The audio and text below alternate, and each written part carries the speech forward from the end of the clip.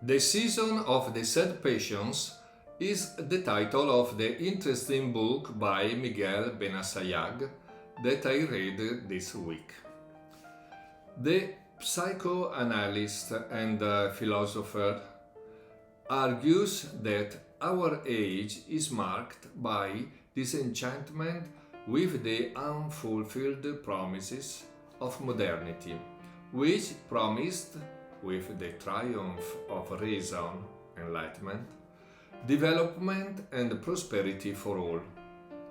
The coup of the grace to this illusory theory was delivered by the triumph not of rationalism but of Nazism, precisely in the Germanic land, the cradle of rational thought, philosophy, art and science. The 20th century, says our author, marked the end of the positivist ideal by throwing mankind into uncertainty, generating an ideology of crisis. The failure of this secular or atheistic messianism has thrown into crisis the very foundations of our society. The world and the future are no longer seen as a desire, a promise, but as a threat, something from which we must defend ourselves. The threat is iatrogenic, because it tends to break all the bonds that unite people. New liberalism offers as its only idol economicism and utilitarianism, for which only what is useful, serving, functional, efficient should be taught in school.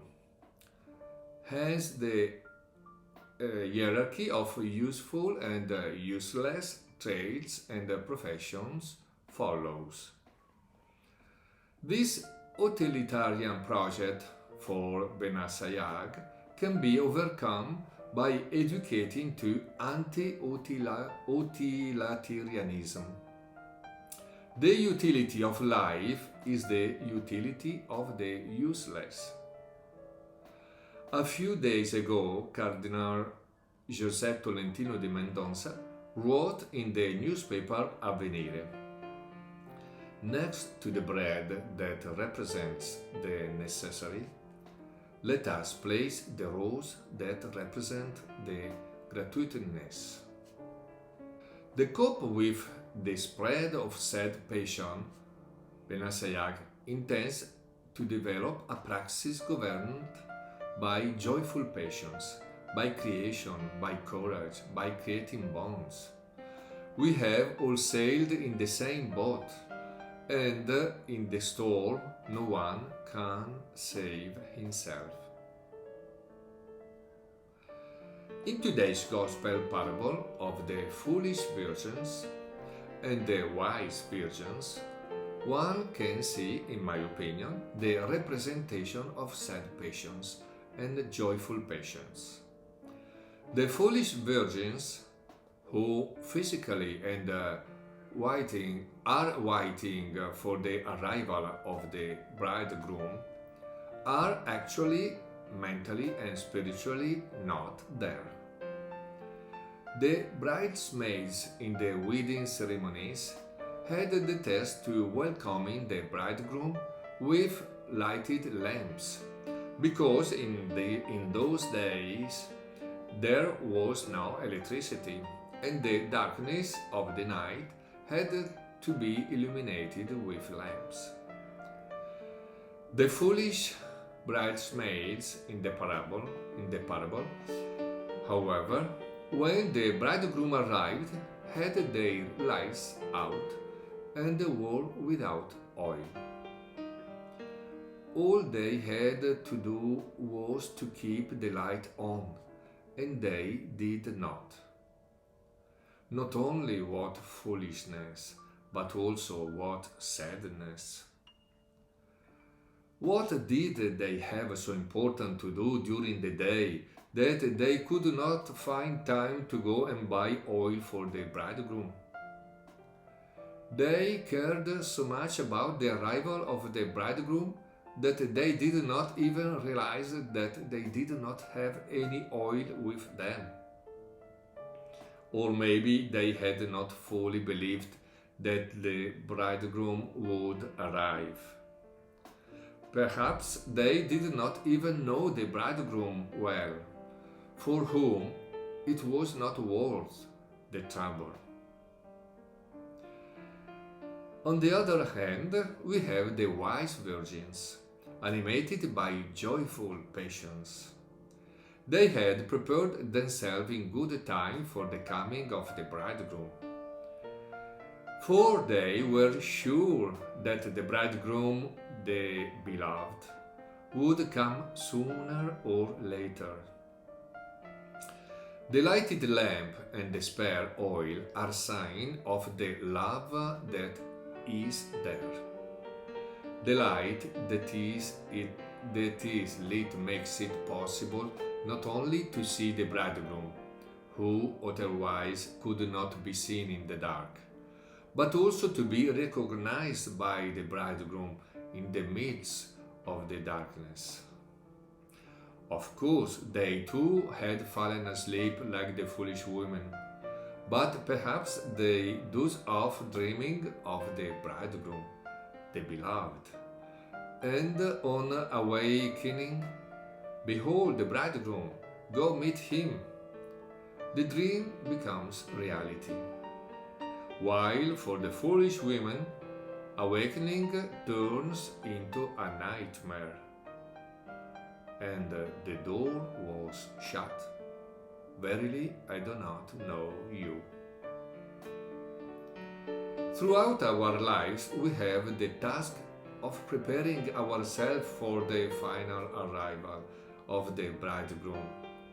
It is an appointment for which we must prepare in good time and not scramble at the last time to come up with improbable solutions, as the foolish virgins clumsily attempted to do.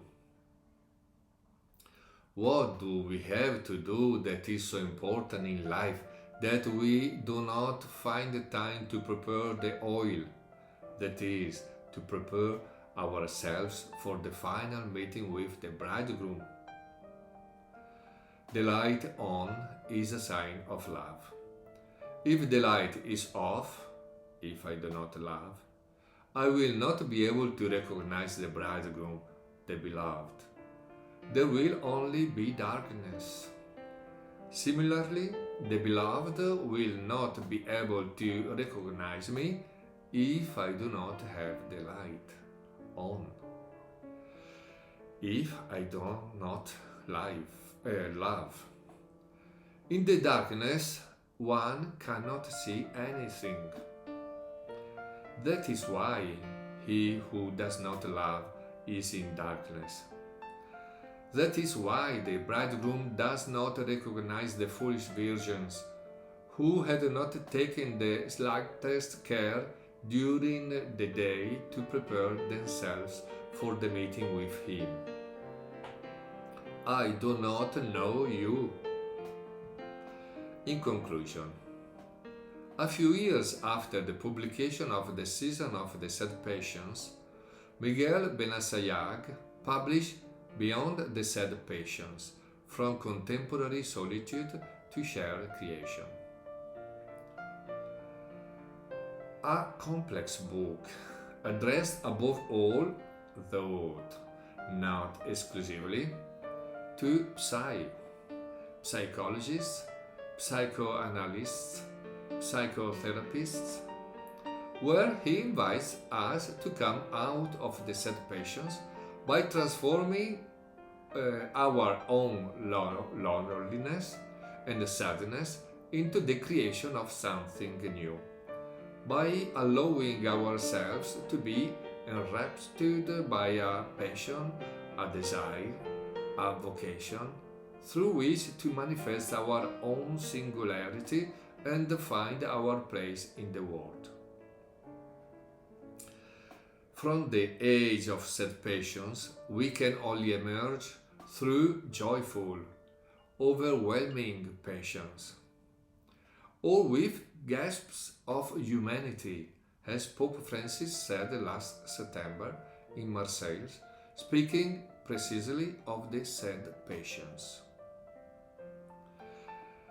The message of the Conference of the Bishop of Italy of the 31 October, the last 31 October, also bears the title Beyond the Sad Passions, Believers Infusing Hope. For us Christians, the future that awaits us is not a threat from which we must defend ourselves, but the future is the coming bridegroom, the dream of an infinite love that becomes reality.